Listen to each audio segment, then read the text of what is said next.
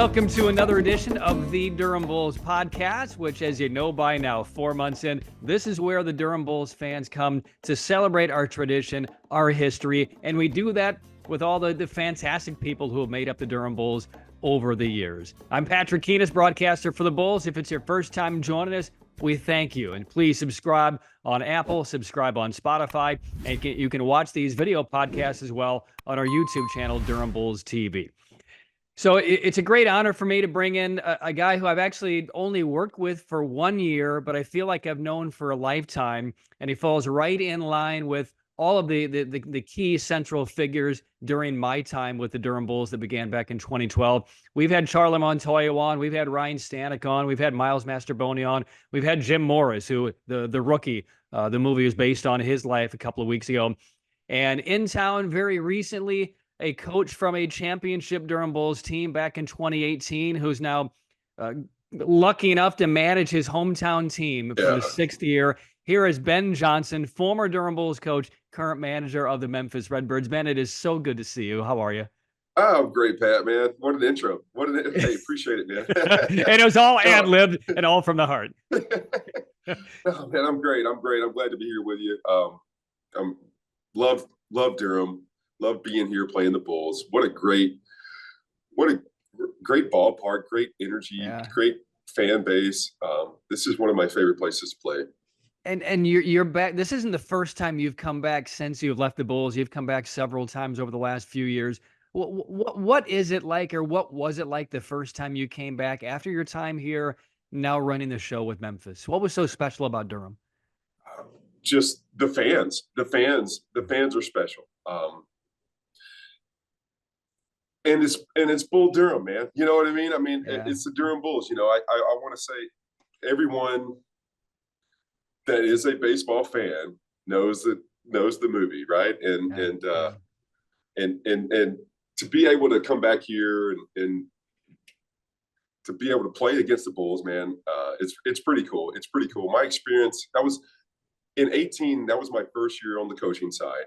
I had spent some time with the Diamondbacks as a scout. The Rays were awesome in giving me an opportunity there to come back and coach, and to be at home now with Memphis and to live with my father in the summer, man, it's pretty cool. It was some 15 years before, since I'd been able to spend the summers at home with my dad. So it's been great. This is my 6th year. The time has flown by. But coming back to Durham, man, it's always a pleasure, because this is one of my favorite places. The Bull City's a great town. There's great baseball people, as you know, and we get to play in front of fans, man. They draw well, and it's something our boys love. So there's so many different directions that we can go with this, but since we're kind of on the thread of playing in Durham and managing for you, and getting into coaching for the first time when you were with the Bulls at AAA in 2018, are you surprised at all how fast you earned a chance to manage after only really 1 year coaching? I know you've done scouting, and your big league time certainly speaks for itself, but for a lot of guys to get to this level, to become a AAA manager, sometimes can take a decade. You did it in basically 1 year. Man, lucky. I was in the right place at the right time. It's kind of cool, an opportunity came. The opportunity came when I was with Durham and we were playing the Redbirds in the AAA, I guess, World Series game. And got a chance to, shake some hands with some people that made some decisions here in the St. Louis Cardinals organization that day. And man, I got an opportunity and ran with it. It's kind of like it's friends and family in a sense, I got a chance to, like I said, to meet with the right people and got an opportunity and ran with it, man. I'm so lucky and so fortunate for that. And what the fans don't realize is you're basically from Memphis. You went to Germantown High School. You grew up a Cardinals fan, thanks to your dad, Larry. And you were drafted by the Cardinals before you got flipped over to San Diego. So Is it almost, I mean, it does feel like family. Well, I mean, what does it feel like for you to be at the AAA level with the Cardinals, the team you followed since you were a little kid, and the team that you watched growing up in Memphis? It's a dream, man. I couldn't even write it. I couldn't. Like, it's a dream come true. I'm just so lucky, and I tell everybody that I get, and I don't take these moments for granted, man. I'm just so lucky to get the chance to come back home and to manage the hometown team. I grew up a diehard Cardinal fan. I mean, who didn't love the Wizard? You know, just doing backflips. It's just, I wish I could. And you can't write it any better. You know, I tell my wife how lucky we are. I tell my dad I'm so lucky. And I really feel that. I really feel that way. And I don't take it for granted, man. I really don't. Now, Ben, don't lie. When's the last time? I'm sure you tried to emulate Ozzie Smith when you were a little kid doing backflips. When's the last time you did a backflip in your backyard? Oh, man, it's been, I hurt myself. No, it's been a minute. I had a trampoline, you know, it was my neighbor, Harold White. I love him to death. Now, he used to kind of come over to the house from time to time, and we do backflips on the trampoline, and Harold caught me one time jumping off the roof, man. So God, off the roof. Yeah. But it's been a minute. It's been a minute. Yeah. What's really cool is now Ozzie gets a chance to come around spring training, and he spent some times with the boys. And like 3 years ago, I got a chance to play catch with Ozzie Smith, man. It was the coolest thing too. And I tell you what, and I was throwing with Ozzie, and he was doing his thing too, man. He was like, you know, like he was being the Wizard. It was just the best moment ever. And so, like I said, man, I'm on the moon, you know, getting a chance to be in this organization and to work with the people that we get to work with. It's pretty cool. It's great. I mean, I remember growing up. So I grew up in central Illinois, kind of at that line of demarcation of, if you're just north of it, you're a Cubs fan. If you're just south of it, you're a Cardinals fan. The White Sox really weren't in the mix. We were a National League territory in central Illinois. But as a family of six, 4 kids and my parents, we didn't really have the resources when I was growing up to get to Wrigley Field often. I mean, it was like a vacation for one day. We'd save up, and like every other year we would go. Growing up in Memphis as a diehard Cardinal fan, how often as a little kid did your dad, Larry, take you to the old Busch Stadium and watch the Cardinals? You know, likewise. Money was tight, man.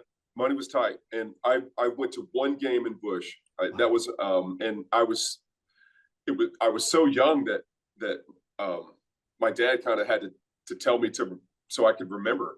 It was something that I don't recall, but I've only been, you know, I went to one Major League game as a kid, to Busch Stadium. And then I want to say I went to another Major League game when I was about 15 years old.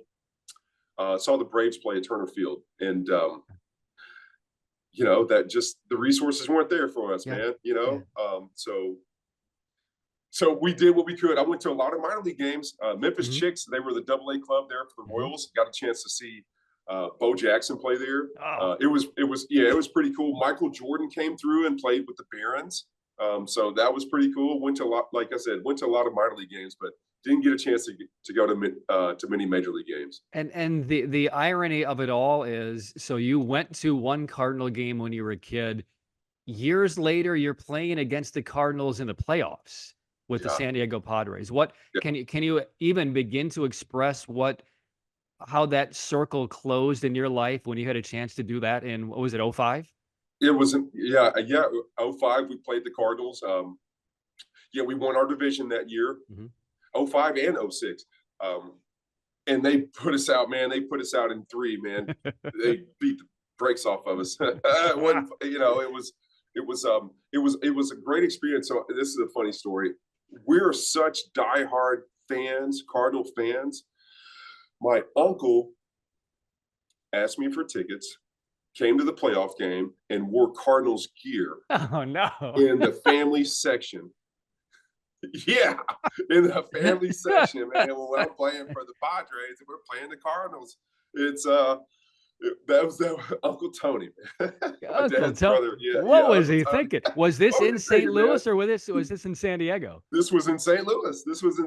So that was a fun experience, a fun story we tell around at the holidays. But it was a dream come true. It was a dream come true to be in Busch Stadium and to play in that old Busch where they had the arches there and the shadows. It was pretty special. It was pretty special. It stinks that that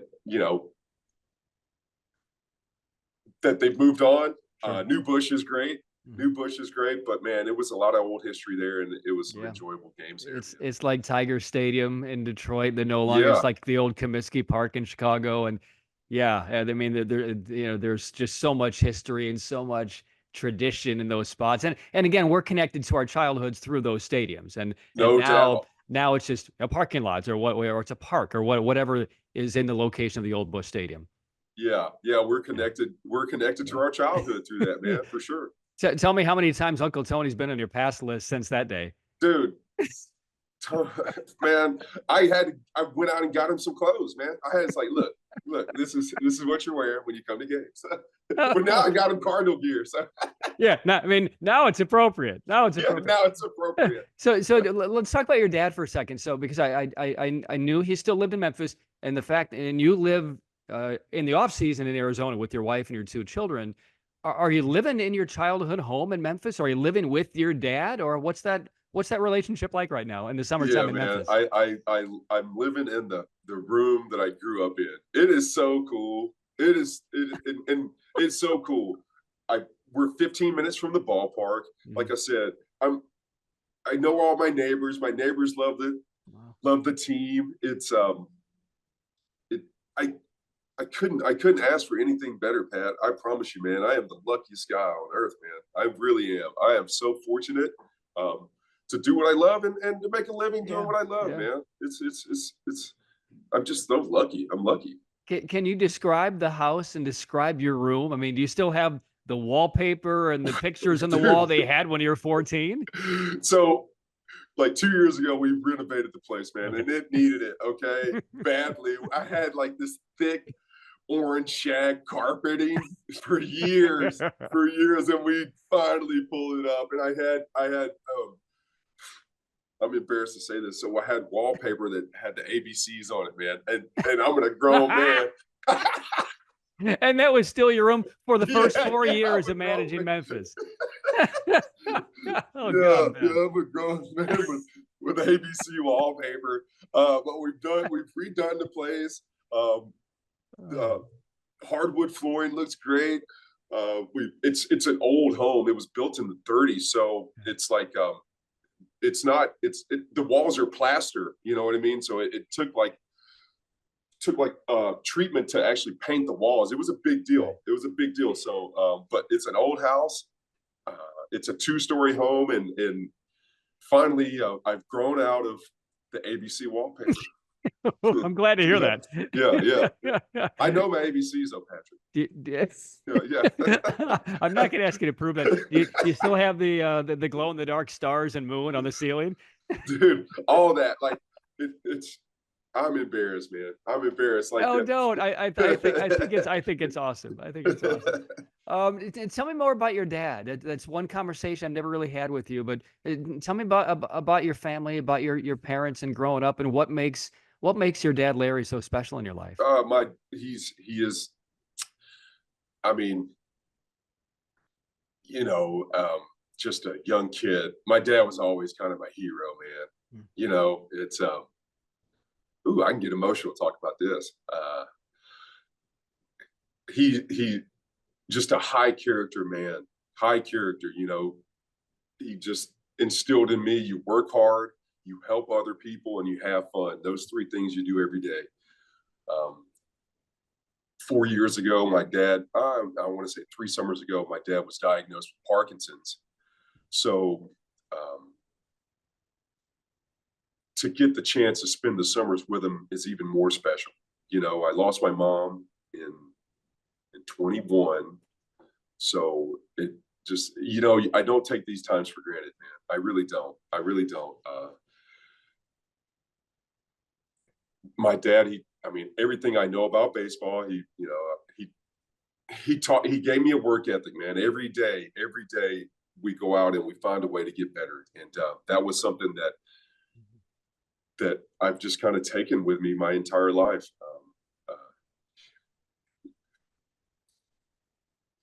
It's just it's the summers in Memphis, man. It just having a cup of coffee means so much in the morning. You know what I mean? It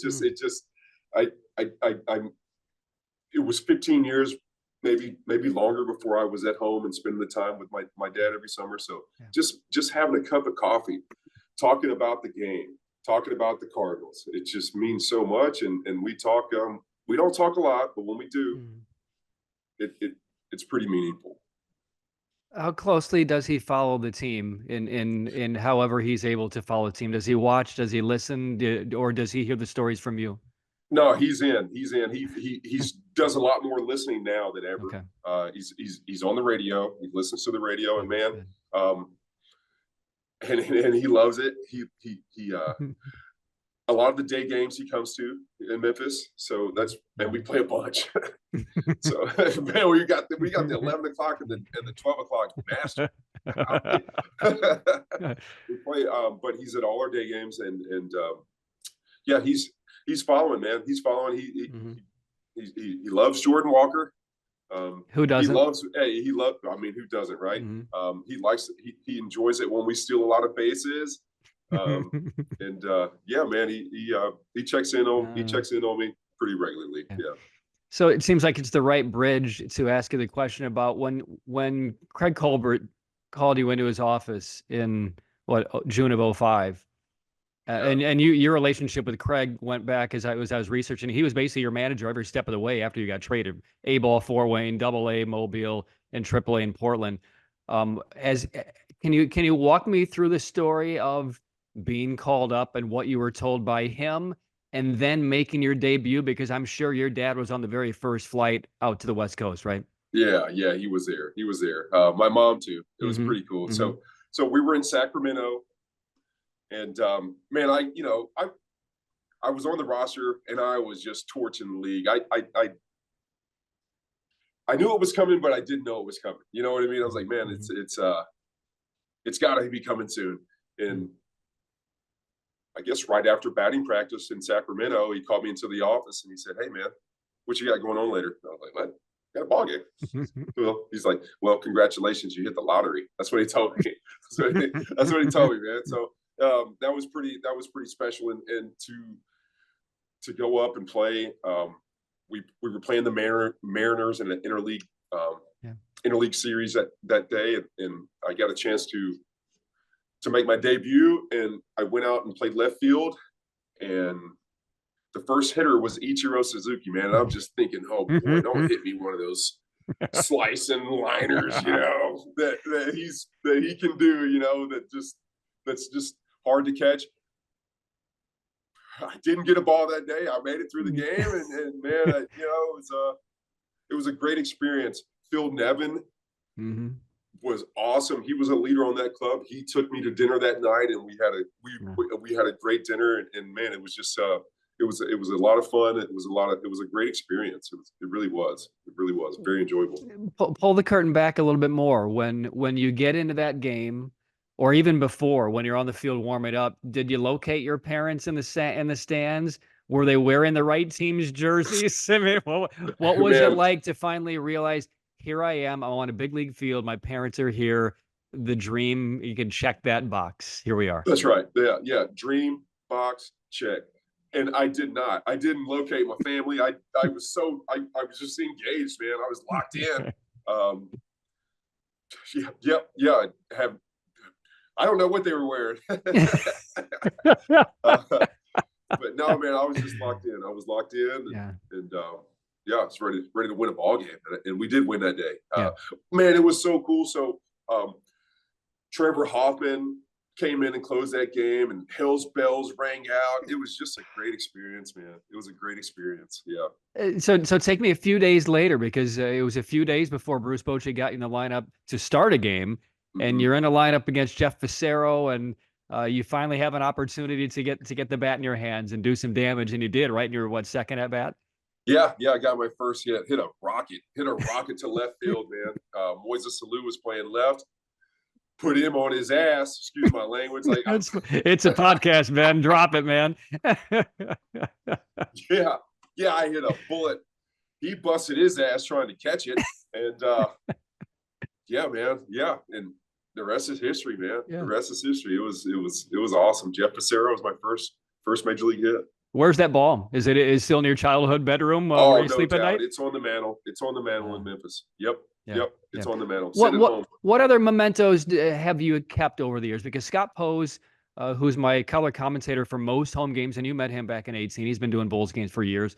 He didn't keep a whole lot, but he basically kept a jersey from every stop along the way, from high school to junior college to Arkansas, and then his 3 big league teams. What mementos personally have you kept over the years? I've got I don't have much. Mm-hmm. I've got that baseball. I've got when we won the division in 2005, we popped bottles of champagne and everybody signed the bottles. So I've got a bottle of champagne that everybody signed by the club, the 2005 division team there. And so I had an injury in 2007 that kind of ended my career. But I was able to grind out, and I went to independent ball, got signed out of independent ball, went to AA with the Tigers, and got an at-bat and got a hit. And I've got that ball, man. That one means maybe more than any of them to me, because I had a surgery. I had 3 ankle surgeries, Pat, in 2007. Or excuse me, I got injured in 2007 and had 3 ankle surgeries, and it took me like 2 years to get back, and never really came back. The Tigers gave me an opportunity, but I got there and I felt like I was healthy, but I wasn't. It was mine. I told myself I was healthy, but I wasn't. They were able to. Like I said, I got an opportunity there. I was there for maybe not even 10 days. They realized it. They saw that I wasn't healthy, and they said, this guy can't really help our big league club." But I got a hit, man, and I've got that ball too. So that was pretty special. That was I earned that one. I worked my tail off for 2 years to get back on the field, and got back on the field, and I got that ball. Did they understand why you wanted that ball? I mean, when you hear this story, the significance behind it, the hardships, the perseverance, the rehab, and all that, I'm sure it would be maybe a little strange for the other guys at AA who don't know why this big leaguer wants this AA ball of a hit in Erie, but you did. I did, and I don't know that they understood, but I asked for it. I was like, "Hey, I need that ball. I need it. That one's coming with me." And I've still got it. Phil Nevin was the manager. Hey, Phil was he was my manager there, and he and I were teammates. I'm sure he had something to do with me being on that club. I know he did. So yeah, it was Phil got that ball for me. Yeah. And, man, and when Phil released me, some week later, we both had an emotional moment. It was pretty special, but I guess, man, it kind of tied some things together for me, towards the end of my career there. Yeah. And did you know that was it? And what can you share about that conversation, if you don't mind, with Phil? I did know that was it. I was in a lot of pain. I was just fighting. I was fighting to stay with it. I think Phil knew, but he didn't openly say it. He just kind of let me come to that understanding on my own. But yeah, he did not feel, he was not happy releasing me that day, but that's a business, man. That's a business. It is a business with Ben Johnson, manager of Memphis. And, for the fans who may not know everything or a lot about your background before baseball, I mean, you were a stud football player growing up as well. You had a lot of opportunities to go to college and do some damage on the gridiron too, but baseball kind of tugged at your heart. But can you kind of fill in a little bit of the color of your non-baseball athletic background and I mean, you had to make a decision at some point on what career path you wanted to take in sports, and it was baseball over football. Yeah. And my entire life, I played football. Just like you play Little League baseball, I played Little League football. Man, and that was really hard. It was really hard to make a decision, but not really, because it was the Cardinals came with an opportunity, and they gave me more money than we could refuse, man. As a family, I just couldn't say no to it, so I had to, and it made the decision easy. It made the decision kind of easy for me, but yeah, missed playing football. Had opportunities to go to, went to several visits throughout the SEC, and man, it was some pretty special times there, and I miss it. Like I still have dreams in football where I'm where I'm like I'm blowing my coverage, man. I was a defensive back, and I have this nightmare where I'm not getting there. I'm swatting at the ball and I'm not getting there. So I still dream in football. I still dream in football, man. But yeah, it was kind of how we operated, man. Yeah. We went to baseball during the baseball season, and we went to football during football season, and it was basketball season after that. So we played all the sports in my house. So with my 2-year-old Cade in my house, every morning we talk about like, what did you dream about last night? I'm not even sure he realizes what dreams are or if he's having them, but he will invariably say every day, I dreamed I played tennis with Daddy. Right. And so that just kind of melts my heart. Right. And that's the sport that I played in high school and college and after. Is it safe to say Ben Johnson, over the course of your life and even now, dreams more about football than he did about baseball? And man, I wish I could fix it. You know what I mean? It's out of my control, man. It's not a good dream. Like I said, I'm blowing my coverage. I wake up panicked. But to hear your son dreaming of you guys playing tennis, that's pretty special. That's awesome. That's awesome, Pat. I played a lot of tennis. Larry, my father, that was the first thing I played was tennis. That was the first. Yeah, I had a tennis racket in my hand before anything else. So, and my daughter plays tennis too, and I love nothing more than for her just to fall in love with tennis and to continue playing. But man, knock on wood, man, she's got a knack for it. She's got a knack for it. She's got a feel for, for the sweet spot on the racket. Yep. Her backhand is better than mine at 6 than mine ever was. It's just she's pretty athletic, and mom kind of helps encourage that. So we want to continue to have her play tennis, man. That's pretty cool. That's pretty cool that your son thinks the dad. Oh, it's great. I gave him a nickname this morning because he's got a sweet swing, and again, he's kind of just like hitting the ball off the racket off of the ground. He's not yet. I mean, he's barely 2, so he's not yet being able to swing and make consistent contact on the bounce. But I nicknamed him Rafa this morning because he's got that natural, like, top spin. He's the extreme Western grip. I mean, that's going to be, and he wants to play every day. Awesome. I mean, there are courts in our neighborhood, and we're driving to daycare, and he wants to go play tennis, and he loves the water dispenser. He's pouring his own water, and he's pushing the ball collecting machine, the one with the wheels where you kind of collect 30 at a time. He loves the entire experience. I try not to push it on him, but he seems naturally content on the courts, which is great. But when the Bulls come to Memphis, I'll bring my rackets. If your daughter's out there, I'd love to spar with her. Do that. Yeah, that'd be cool. So turning down SEC football is no small decision. Where could you have gone? Where do you think you would have gone? Because you're talking LSU, Georgia, Alabama, Auburn as opportunities. Yeah, Mississippi State. That's where I signed. Yeah, I signed with Mississippi State, and that was the game plan. My high school football coach played football at Mississippi State, so that didn't hurt. But I was always kind of drawn to the Bulldogs, man. It wasn't far from home, and mom was okay with that, so Mississippi. I I was leaning towards Mississippi State, or I had signed with Mississippi State. I was going to be a Bulldog. Yeah. All right. So we had Jake Mangum on the podcast a couple of weeks ago. His dad played in the NFL for 9 years, and Jake played at Mississippi State. And I think Gavin Collins for you guys played at Mississippi State, did he not? He did. Yeah, he did. Yeah, and they talk about the athletic experience in the SEC in Starkville is almost unparalleled, especially on the baseball side.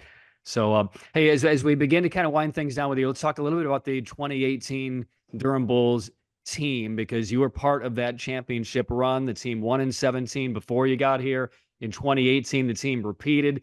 You had some unbelievable talent on that Durham Bulls team, from Willie Adamas, Jake Cronenworth, Jake Bowers, Brandon Lau, Nathan Lowe. I mean, it's a long, endless list. It's no surprise that we won that championship, although it was challenging with the 5 games up in Scranton because of the hurricane that came through. But what do you remember about that 2018 team? And what do you remember about that, I guess, those 5 days in Scranton where the Bulls were pushed to the limit before Joe McCarthy in the early game, the Scranton native, came to the rescue? Yeah, just the players that you mentioned. You know, we had a really good ball club. We had a really good ball club and a great staff. You know, when you come to a new organization, you kind of get a better, you learn new things, and you get a feel for how different organizations do things. So that first year I learned a lot. Jared Sandberg was great. Dan DeMint, Rick Knapp. We had a really good staff that year. Some great ball players. Talent wins games. I mean, who are we kidding, right? You know, I mean, we had great coaches, but man, we had some really good ball players, and we that just never gave in. That 5-game set we had in Scranton was special because, I mean, we were the home team. I think that last game we were the home team on the road, right? If I do recall. So Joe McCarthy, what a great season he had. Justin Williams, what a great year he had. Right. Yeah, we had we had some players that balled out that year, and it was a lot of buy-in. The players bought into what it was the coaches were trying to give them, and never did they quit, man. Everyone pulled on the rope, and we had a lot of fun, and we enjoyed playing ball together. We really did. It was a good group of guys that really cared about winning, and they competed. It was almost like a friendly competition on who's gonna have the best game today, who's gonna give us the most innings on the mound that day. You know, it was some good competition amongst the group, and it was a lot of fun that year. It was a lot of fun. Yeah. Now, as we record this, Memphis is currently in town playing Durham, and Jared Sandberg dropped in yesterday. I don't know if you've had a chance to catch up with him either since he's been here in Durham floating in, or over the last couple of years. Do you stay in touch with him at all?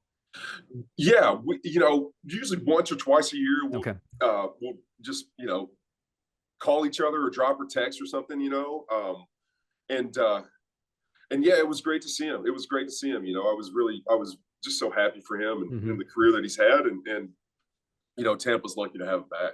Yeah.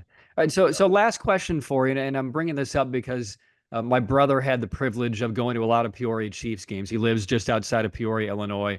And your first, full year with the Cardinals organization after you got drafted was in Peoria. You were 19, and there was a very special 20-year-old on that team with you that year in 2000, who my brother got to know a little bit because of not only who he was, because he was just a baseball player then, but his interest in St. Jude's and in children's hospitals and things like that. And I'm talking about Albert Pujols, Hall of Famer, teammate of yours.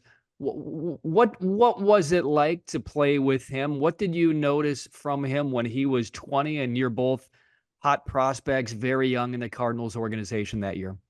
Man, great question. And this is so cool because Albert at 20 had a chip on his shoulder. He had something to prove, and man, he was relentless. Okay. It was pretty awesome to have Albert come back I guess what was it last year? I'm losing. Yeah. Was it last year? Dang it. Last year, Yeah. got a chance to spend a little time with Albert.